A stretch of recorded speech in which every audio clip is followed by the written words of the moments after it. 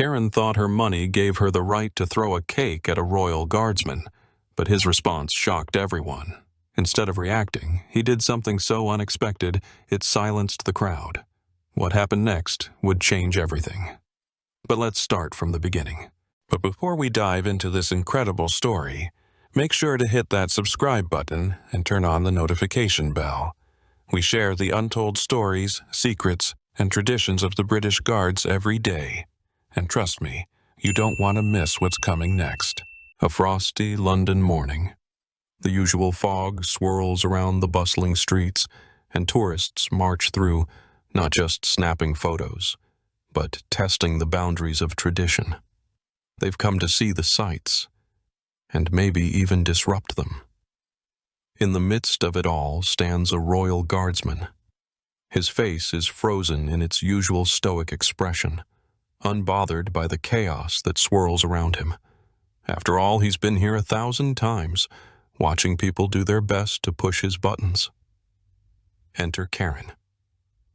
At 45, with a garish coat of makeup, a half-empty champagne bottle clutched in one hand, and no sense of personal space, Karen surveys the scene with that special blend of entitlement only an out-of-control tourist can muster. She looks at the unmoving guardsman and scoffs. "Look at this poor guy," she mutters, loudly enough for everyone around to hear. "He must be really miserable." Then, with the elegance of a toddler having a tantrum, Karen storms up to the guardsman and hurls a cake directly into his face, splattering frosting across his pristine uniform. A stunned silence falls over the crowd. For a split second, you can almost hear the collective breath being held. "See what you've done?" she yells, as though the glares of the passers-by are her personal stage lights. Seriously, Karen? Who throws cake at a person, let alone a Royal Guardsman? But sure, let's see how this show turns out. The guardsman doesn't flinch, not an inch. No shift in his posture, no eye twitch. He doesn't even blink. His eyes, though, they're calculating this whole ridiculous situation, as though he's seeing exactly what's coming next. Meanwhile, Karen stands there with that "I'm important because I'm a tourist" look on her face, as if she's won some kind of victory.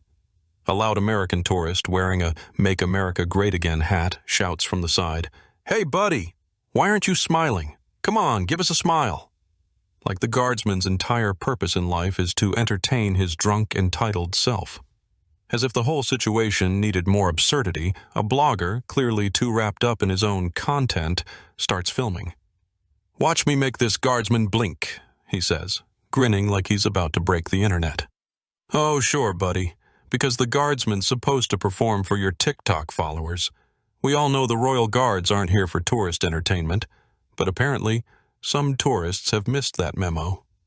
Sigh. Some people. The absurdity reaches new heights as the crowd swells around the unmoving guardsman. A blogger, eyes gleaming with the thrill of a viral moment, suddenly produces a pair of gymnastic rings from his backpack. Without missing a beat, he swings them in front of the guardsman's face, practically taunting him. "Come on, you can't resist this," he shouts, clearly expecting some kind of reaction, as if the guardsman was a performing monkey. Who does this? Honestly. Meanwhile, Karen's first cake attempt didn't get the standing ovation she imagined, so she decides to raise the stakes. "This is what you get for not smiling," she screams, launching another piece of cake into the air. It smacks into his shoulder, leaving a smear of frosting like some twisted badge of her victory.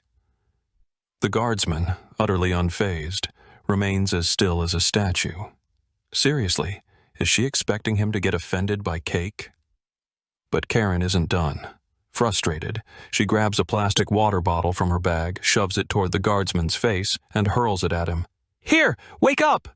she yells triumphantly, as if the bottle's impact would somehow crack his composure.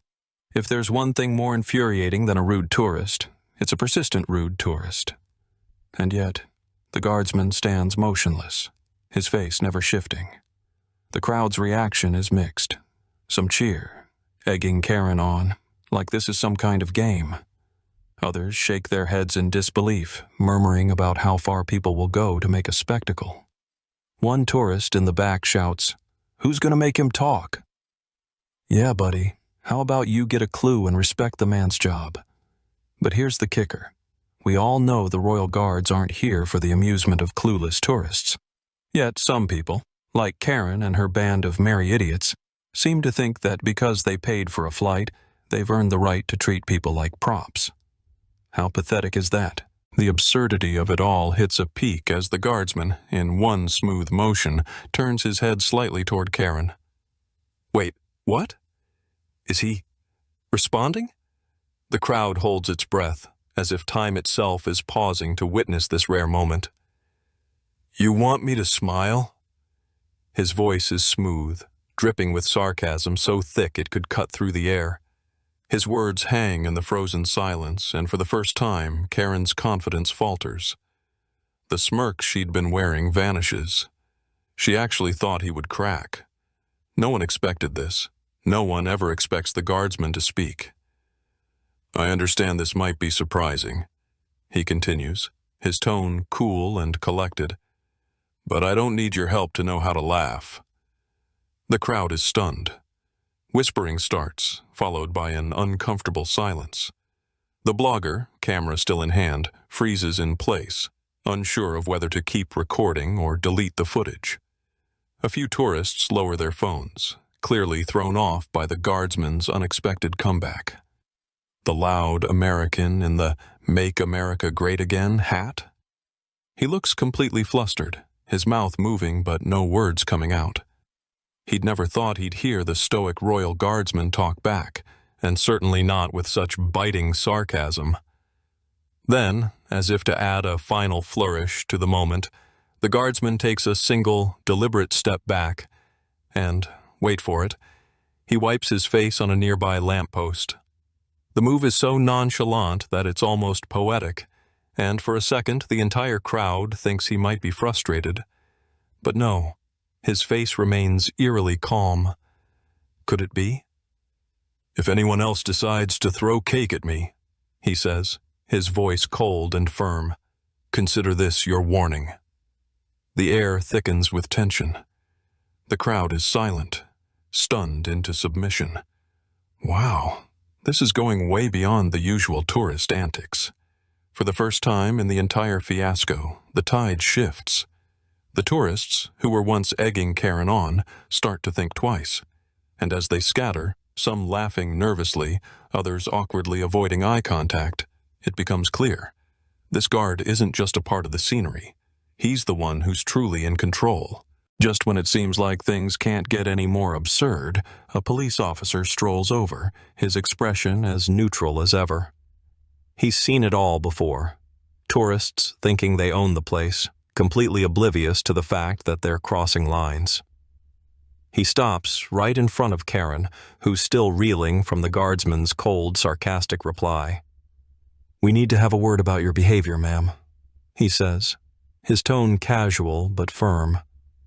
Karen blinks rapidly, struggling to find the words. "It's just a joke," she stammers, as if that somehow explains everything. "I didn't mean—" But her excuses are drowned out by the laughter of the crowd. People are openly snickering now, shaking their heads in disbelief at her audacity. It's like the whole scene is unraveling, and it's hard to look away. "Really, Karen? You're going to argue with the police now?" The American tourist in the "Make America Great Again" hat doesn't help the situation, of course. He steps forward, looking outraged. "Why does this always happen to us?" he shouts. "We're paying for this. This is supposed to be fun." Ah, yes, because paying for a trip to another country gives you the right to humiliate people in uniform. Classic. The police officer just nods, as though this is just another Wednesday for him. He doesn't seem fazed by the chaos at all, barely even glancing at the two clueless tourists. He's got better things to do. Meanwhile, the guardsman, now with a barely concealed smirk, silently adjusts his uniform and steps back into his position. He hasn't moved an inch since his earlier rebuke, and his stoic composure is a direct contrast to the mayhem unfolding in front of him. Well, there you have it, he mutters under his breath, loud enough for the crowd to hear. That's how you handle professionalism. The words hang in the air like a final mic drop. The crowd goes silent. For a split second, everyone realizes how out of line Karen and her sidekicks really were. And the guardsman?